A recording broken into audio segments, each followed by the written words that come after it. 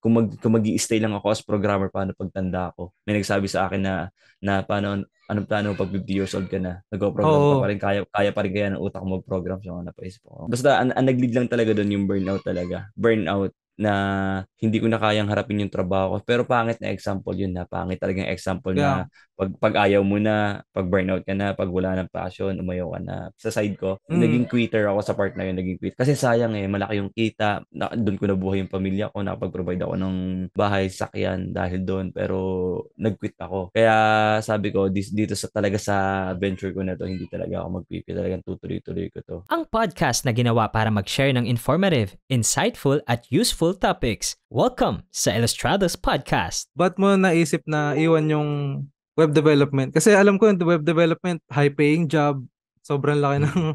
kinikita. Kumpara sa Oo, business, lalo na nag-start ka pa lang, di ba? parang nag-build up na lang yung kagustuhan ko na kumawala. Kasi para bang dumating sa punto na talagang dinadala ko lagi since 2013 na paano pag natapos tong career na to kasi sanasanay na ako sa malaking kita. Lagi kong tanong sa sarili ko yun, paano pag natapos to, paano pamilya ko. So yung may burden ako na yun. So kaya ang ginawa ko, nag-aral ako ng iba't ibang skill. Photography, videography, video editing, tapos yung woodworking, nag-YouTube ako. Dun pa rin sa task na paano. Nagwo-worry ako. Ano ako parang diagnose ako, panic attackers ako eh. May anxiety ako. So, task Okay. with panic attack.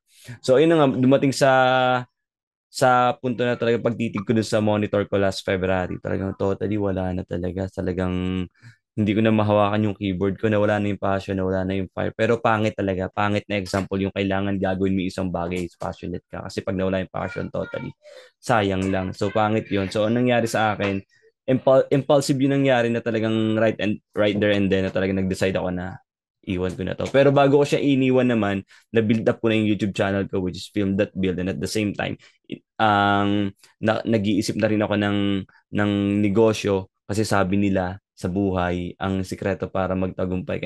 Hindi lang yun naman ang sikreto. Ibig sabihin, yung, marami nagsasabi sa libro, sa mga matagumpay na tao na negosyo is the key para maiba naman yung buhay mo compared sa ibang tao. So, yun, gusto ko siyang subukan, gusto kong magnegosyo. Yun.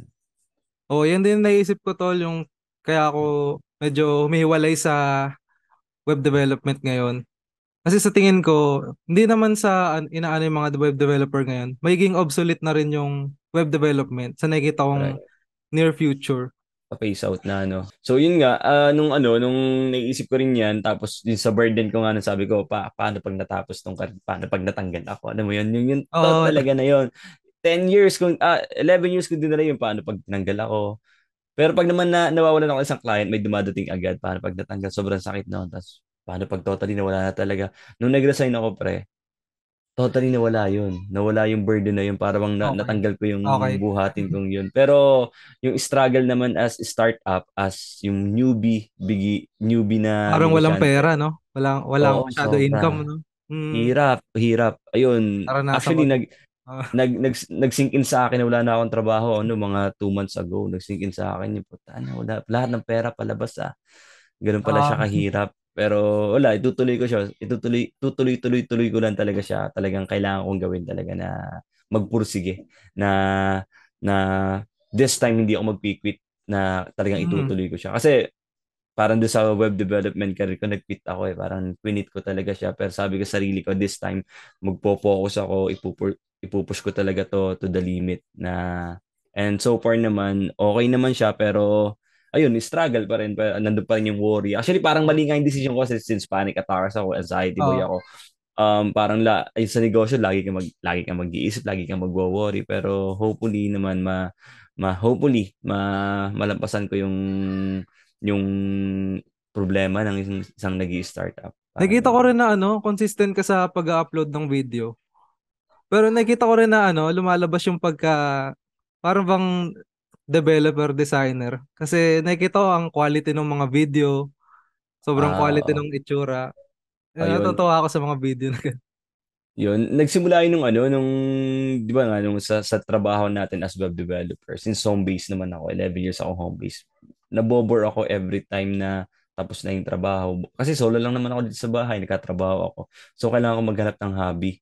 So 2010 nag-try na ako mag-aral ng photography but since sobrang mahal, wala naman akong pera dati pabili ng camera, tinigil ko siya. Mm. And then 2016 nagsimula ulit akong mag-aral ng photography, nagbili na ako camera, nakakaluwag-luwag na, alam mo Oo yun. nga. So tapos na ano ako, naengganyo, nag-enjoy ako, sobrang nag-enjoy ako sa yung pag-aral ng camera, and then in-upgrade ko siya. Nag-aral ako mag-video editing, nag-video kasi 2017 kasagaran ng mga vlogging tungkol sa travel film. So yun talaga yung gusto ko, yung mga cinematic kineme, parang gano'n. Oh, okay. Inaral ko talaga siya.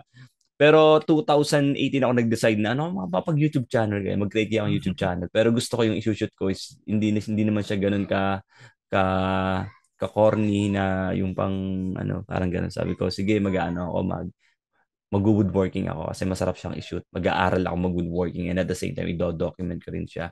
So yun yung naging edge ko do sa community namin na maganda yung video production ko compared dun Designer sa ka iba. din ba?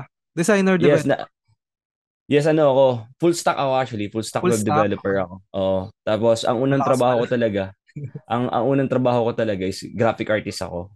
Oh, No, okay. Kaya nakikita ko rin. 2010. Oo, graphic artist ako nung yun ang una kong work sa isang IT company. And then nung wala nang maipagawa sa akin, trinain ako as Java programmer. Pero IT naman ako IT graduate ako kaya may idea ako. Java programmer ako noon 2010. And then 2011 nag-switch ako sa web development. Inaral ko yung from scratch lahat na kailangan sa Ah, okay. Itatanong ko sana kung bakit hindi ka nag-switch sa, alam mo yung in-outsource mo yung web development o kaya nagbenta ka ng Teams, nagbenta ka ng plugins. Nisip ko bakit hindi doon yung inano mong business. Yung pala, burnout ako. napapunta ka sa, Na-burnout.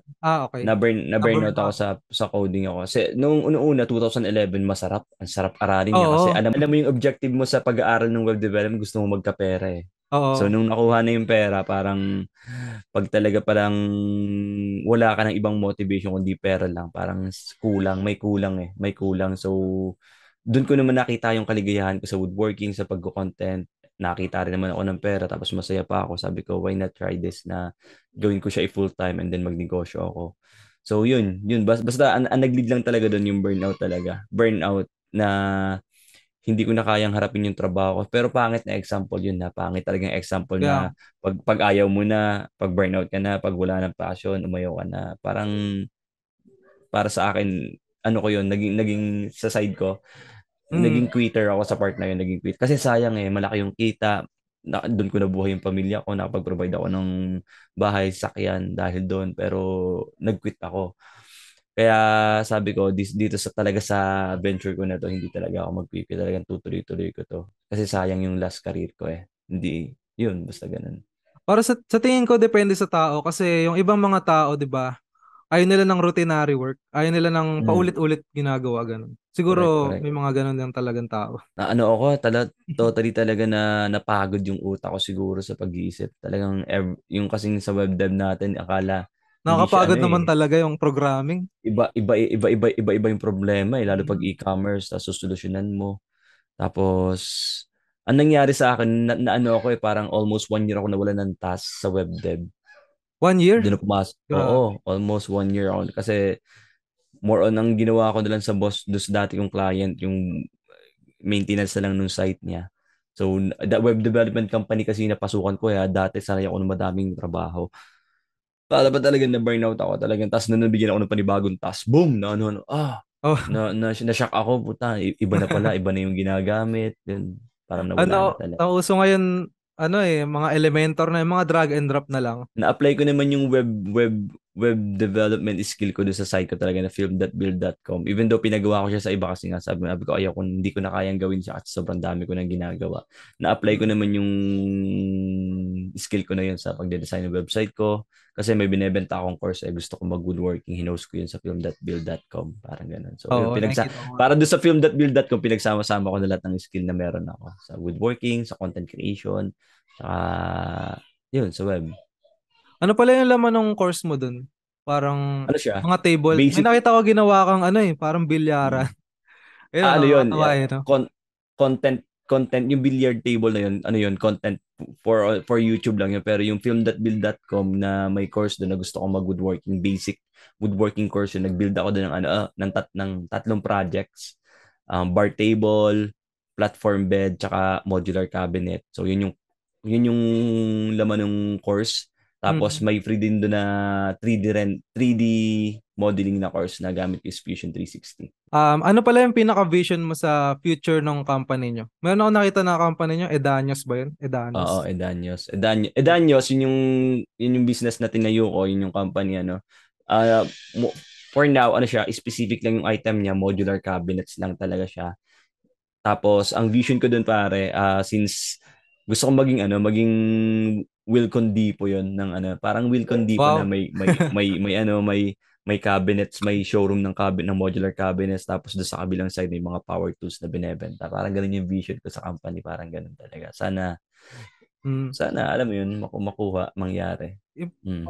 konti lang yung mga developer na kilala kong ganyan, na business-minded. Kadalasan nga Wala wala eh. eh. Wala akong nakikita ganyan eh. Ano lang siguro talaga sa dami na nabasa kong libro para bang yun na rin nabago din yung mindset ko na hindi pwedeng as tayo programmer tayo, ano. Mahirap i-delegate yung trabaho eh. Sobrang hirap Totoo. niya mag-outsource ka ng ibang tao. Na-try ko siya once, nahirapan ako eh. Ang Ako hirap din. humanap ng marunong, ang hirap ipasa yung trabaho kasi nga ang bigat kasi ng requirement eh. Kailangan Tsaka marunong iba ka yung mag-program. quality. Yung quality ng Oo. trabaho, di ba? Correct. Eh dito sa pag nagnegosyo ka, yung as much as possible daw, pag nagnegosyo ka, dapat yung task kayang gawin ng minimal lang yung requirement na skill. At dito ko nakita yun sa Edanios na kaya kong mag-train ng woodworker na kaya basta makapag-cut ka ng straight, basta makapag-assemble ka ng eskwalado, goods na. Pwede mo na siyang i-delegate eh. So kaya naisipan ko yung item modular cabinets talaga kasi nga hindi siya nagre-require ng ganong kataas na. Even though yung mga cabinet maker na talagang legit, mahirap siyang gawin. Mahirap siyang gawin ano, pero yung Oo. skill level, hindi siya yung entry point, madali lang eh. Basta maturuan mo siyang mag-cut, maturuan mo siyang makapag-drill, tapos yung skill niya tataas na ng tataas eh. Compared dun sa ibang yun, sa web development natin, ang hirap mag-hire, sobrang hirap mag-hire. Ang hirap i-delegate at kung mag-i-stay lang ako as programmer paano pagtanda ko. May nagsabi sa akin na paano anong plano mo pag 50 years old ka na? Nagpo-program ka pa Oo. rin, kaya pa rin kaya ng utak mo mag-program. So, napaisip ko, nga, Mo no? parang nagising ka, no? Kasi pag 50 years old ka na, malilimutan mo na yung code, malilimutan mo na yung algo, mga ganon. Tsaka yun nga, yung sabi mo kanina, malapit na mag-phase out ang web. Oo. Sa tingin ko rin. Malapit na. Hmm. Malapit na. Ano sa tingin mo yung mga bagong opportunity ngayon sa technology? Hindi ka na ba natingin sa ganon?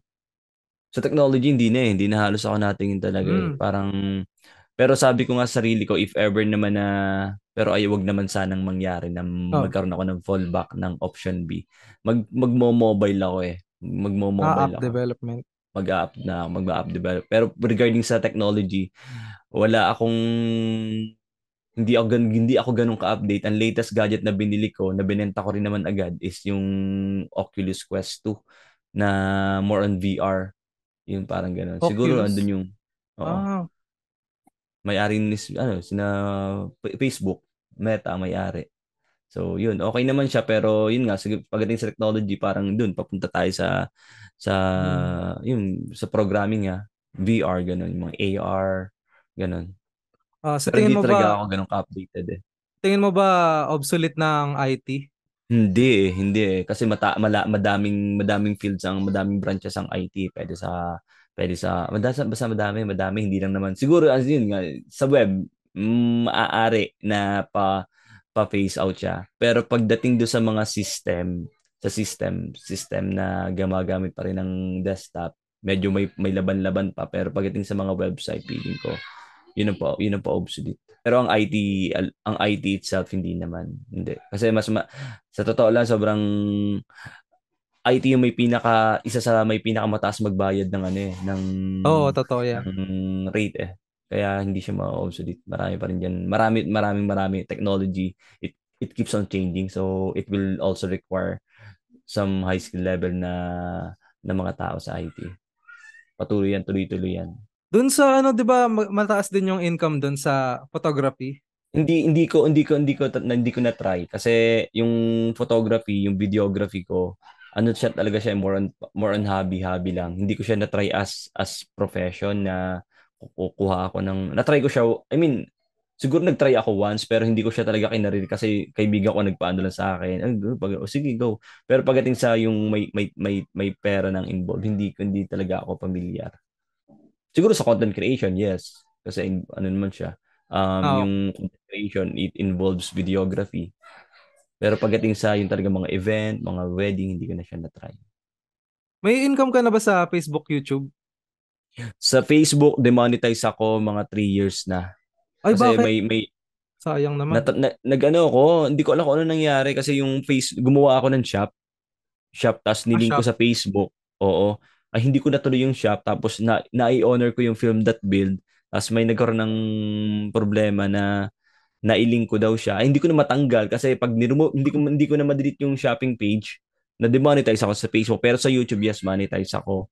Tapos Mm. ang may pinakamalaking income stream ko naman sa YouTube is sa brands kapag may mga sponsorship na ano. Pero pagdating sa views, yung AdSense, maliit lang. Kasi ang liit lang naman ng viewership ko. Hindi naman ganun siya, ganun million na ano, hindi naman.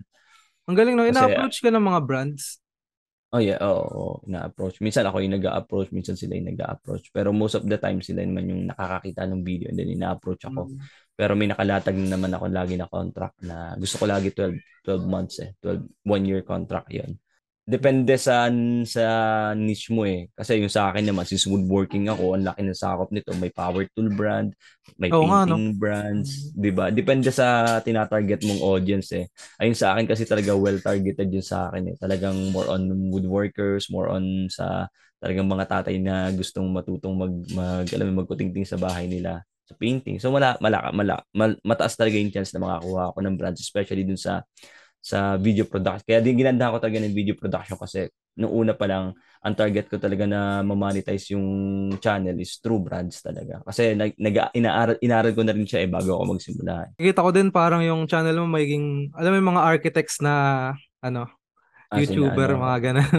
Parang uh, magiging ganun yung itsura niya. Magiging ganun yung, hopefully naman talaga tumaas siya. Pero ngayon, kasi since October, nung nagsimula na yung negosyo, yung Edanyos, hindi ako ganun makapag-create pa ng content kasi nakapokus ako sa negosyo. Pero hindi naman siya mawawala. May nag-shoot pa rin ako. Hindi ko pa lang siya ma-finalize yung mailatag yung pag-edit. Pero next year babalikan ko yung consistency ng pag-upload kasi syempre may mga naghihintay din naman na audience na baka magtaka ba't wala na ako. Pero alam naman nila na nag-start ako mag-business kaya siguro naintindihan nila na medyo busy pa. okay, ito, patapos na.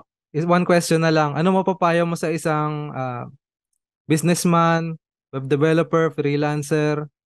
Kung gusto nila i-take din yung path na tinahak mo ngayon. Nako, mag-ipon muna ng madaming pera. Kasi nakaka-paranoid talaga pag yung wala nang napasok na. Tapos yung mindset mo, kailangan talaga magbasa ka muna ng maraming libro. I-prepare mo yung sarili mo na ganito na yung mangyayari, na wala nang perang papasok, na monthly na lalo pag nag-i-startup ka. Sobrang hirap. Pero Mm. ang pinakang main masasabi ko, kailangan mag-aral ka talaga. I-equip mo yung sarili mo ng maraming skill. Kasi um, hindi mo alam kung yung opportunity darating sa iyo, sana ready ka. May nagsabi sa akin na sana pag nagdasal ka, ipagdasal mo rin na ready ka. So yun nga, Mm. i-equip mo yung sarili mo ng maraming skill para sa panahon ng tag-unos, meron kang fallback. Tapos kung gusto mo talagang magnegosyo at hindi ko sinasuggest na iwan mo na yung trabaho mo as much as possible. Magtiyaga ka dyan, palaguin mo yung sarili mo dyan, mag-ipon ka ng pera. Tapos kung talagang ready ka na, kailangan yung papasukin mo negosyo, gusto mo talaga para hindi na magaya dyan sa ginagawa mo ngayon na ginagawa mo lang siya dahil sa pera. Ngayon, this time, gagawin mo siya dahil sa pera, dahil sa passion, at dahil sa masaya ka. Ayun, salamat sa time, bro. Daniel Thank you, bro. Edanyo. Yes, Siguro thank you, sobrang bro. dami ng natutunan ng mga audience natin ngayon.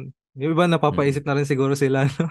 Yun, so ayun, meron akong YouTube channel, it's film.build, para siya sa mga DIYers, woodworkers, metal workers, tapos nag-produce din po ako ng course para sa mga gustong matutong mag-woodworking. Ang gusto kong mag-woodworking online course, paano gumawa ng DIY furniture, naka-host siya sa film.build.com.